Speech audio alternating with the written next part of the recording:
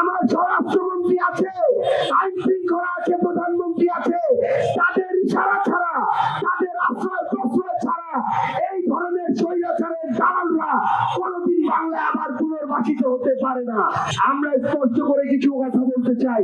গতকালকে আমরা দেখলাম জনাব সালাউদ্দিন আহমেদ সংসদে গরম হয়ে যাচ্ছে। জনাব সালাউদ্দিন আহমেদ বলছে কিসের সংবিধান সংস্কার, সংবিধান সংশোধন হবে, কিসের শপথ, এই ধরনের কথা বলছে।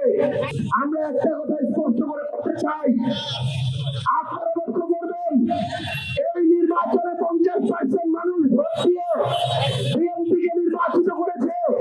ওই মানুষগুলো 70% ভোট দিয়ে গণভোটে হ্যাঁ পক্ষে রায় দিয়েছে, সংস্কারের পক্ষে রায় দিয়েছে। যদি সংস্কার না হয়, গণভোট বৈধ না হয়, তাহলে বিএনপিও কোনোদিন বৈধ সরকার হতে পারে না। এক মা বাবার ঔরসাদ থেকে 2 যমজ সন্তান জন্ম লাভ করেছে, একজন বৈধ আরেকজন অবৈধ, এটা কোনোদিন হইতে পারে না। সেই অভ্যুত্থানের ফলে, যে জুলাই সনদের ফলে, যে জুলাই সনদ আদেশের ফলে একটা গণভোট হয়েছে, সেই গণভোটের রায় যদি বৈধ না হয়, তাহলে তারেক রহমান কোনোদিন বৈধ প্রধানমন্ত্রী হতে পারে না। কোনদিন বৈধ স্বরাষ্ট্রমন্ত্রী হতে পারে না। আমরা আপনাদেরকে স্পষ্ট করে একটা কথা বলি, মনে রাখবেন, প্রত্যেকে এই ক্ষমতায় গিয়ে ক্ষমতা পিপাসী হতে চায়, স্বৈরাচার হতে চাইবে, ক্ষমতা কুক্ষিগত করতে চাইবে। কিন্তু আমরা যদি তাদের সুযোগ দিই, তাহলে এবার 1400 ভাই জীবন দিয়েছে, হয়তো আগামীতে 14,000কে জীবন দিতে হবে। আমরা কি আর কোন ওসমান হাদিকে জীবন দিতে দেব? আমরা কি আর কাউকে হত্যা করতে দেখতে চাই? আপনারা স্পষ্ট করে কিছু বিষয় মনে রাখবেন। আমরা যদি এখন করতে পারি, আমরা যদি এখন প্রতিরোধ না করতে পারি, আগামীর বাংলাদেশে লুটপাটের রাজনীতি শেষ হবে না। আপনারা দেখেছেন অর্থমন্ত্রী বলেছে শেখ হাসিনা 1 বছরের খাবারের বিল দিয়েছে 35 কোটি টাকা। তার মানে প্রত্যেক দিন শেখ হাসিনার খাবারের বিল এসেছে 10 লক্ষ টাকা। একটা মানুষ দিনে 10 লক্ষ টাকা খাইতে পারে? তাহলে যেই মানুষটা খাবারেও চুরি করে, যেই মানুষটা জনগণের টাকা চুরি করে, যেই মানুষটা ক্ষমতায় টিকে থাকার জন্য তার নাগরিকদের হত্যা করতে পারে, সেই মানুষ কোনদিন বাংলাদেশে রাজনীতি করতে পারে না। তারা পদ্মা সেতু নিয়ে এমন এমন গল্প বলতো, মনে হয় নিজেদের বাপ দাদার জমি বেঁচে পদ্মা সেতু করেছে, অথচ জনগণের ট্যাক্সের টাকাও পদ্মা সেতু করেছে 30,000 কোটি টাকা দিয়ে। সেই 30,000 কোটি টাকা থেকেও তারা 10,000 কোটি টাকা লুটপাট করেছে। তারা বিগত 17 বছরে 240 বিলিয়ন ডলার অর্থ দেশের বাইরে পাচার করেছে। এই 240 বিলিয়ন ডলার দিয়ে আমার বাংলাদেশে ওই রকম আর 40টা পদ্মা সেতু করা যেত। আমার সম্মানিত দুঃচাচিয়ার ভাই বোনেরা, এখানে হয়তো বিএনপির অনেকে আমাদের কথা শুনছেন, হয়তো জামায়াতের অনেকে শুনছেন, এনসিপির অনেকে শুনছেন, অন্য অনেকে শুনছেন। শুধু একটা কথা মনে রাখবেন, যারা আপনার সন্তানের শিক্ষা প্রতিষ্ঠানে রাজনীতি করতে চায়, আপনার হাসপাতালে রাজনীতি করতে চায়, আপনার উন্নয়নের রাস্তাঘাটে রাজনীতি করতে চায়, যারা প্রত্যেকটা জায়গা থেকে অর্থ পাচার করে, লুটপাট করে, তাদের রাজনীতি এই বাংলাদেশে কোনদিন জনগণের রাজনীতি হইতে পারে না।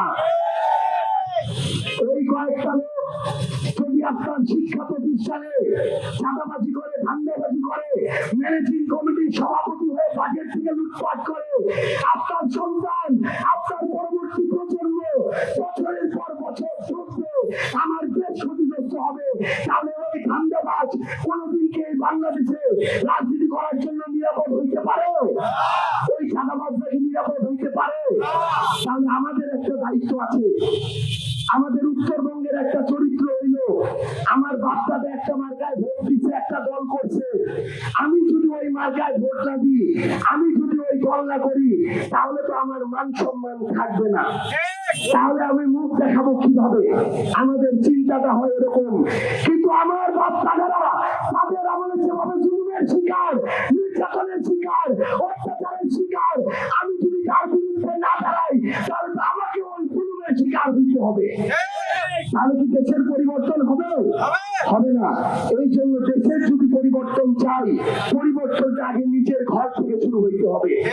পরিবর্তনটা নিজের বিবেক বোধ থেকে শুরু হইতে হবে। পরিবর্তনটা আমি যখন ভোট দিব তখন সেই যোগ্য মানুষ, সেই সব মানুষ, সেই নীতিবান মানুষ, তাকে আমার সবার আগে ভোট দিতে হবে। মনে রাখবেন, আপনি যদি তাকে ভোট দেন, সেই মানুষটা নিজের খরচ করা তো দূরের কথা, আপনার পকেটের হারাম টাকাটা খায়, সেই মানুষের কাছে এই দেশ কোনোদিন নিরাপদ হইতে পারে না। পরিশেষে আমার প্রশাসনের ভাইদের নিয়ে একটা কথা বলতে চাই। এখানে পুলিশের ভাইরা আছেন, র্যাবের ভাইরা আছেন। এই দুইটা গুরুত্বপূর্ণ প্রতিষ্ঠানকে ব্যবহার করে শেখ হাসিনা তার দলীয় পেটুয়া বাহিনী হিসেবে ব্যবহার করে এই দুইটা বাহিনীর সকল সুনাম কিন্তু ক্ষুণ্ণ করে ফেলেছে।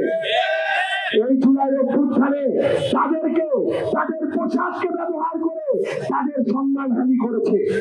আবার কিছু কিছু, সবাই না, কিছু কিছু অতি উৎসব ওই সদস্য ছিল যারা শুধু প্রমোশনের জন্য, পোস্টিং এর জন্য মানুষকে নির্বিচারে গুলি করেছে। আমরা আপনাদের উদ্দেশ্যে বলতে চাই, বিবেকবোধের জায়গা দিয়ে চিন্তা করবেন।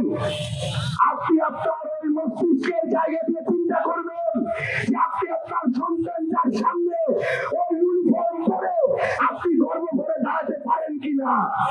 আপনি চিন্তা করবেন ওই ইউনিফর্ম পরে আপনি যখন আপনার সন্তানের সাথে যান, আজকে আপনার সন্তান গর্ব করে পরিচয় দিতে পারে কিনা যে আমার বাবা একজন র্যাবের সদস্য, একজন পুলিশের সদস্য। যদি না পারে তাহলে আপনাদের এখন দায়িত্ব নেওয়ার সময় এসেছে।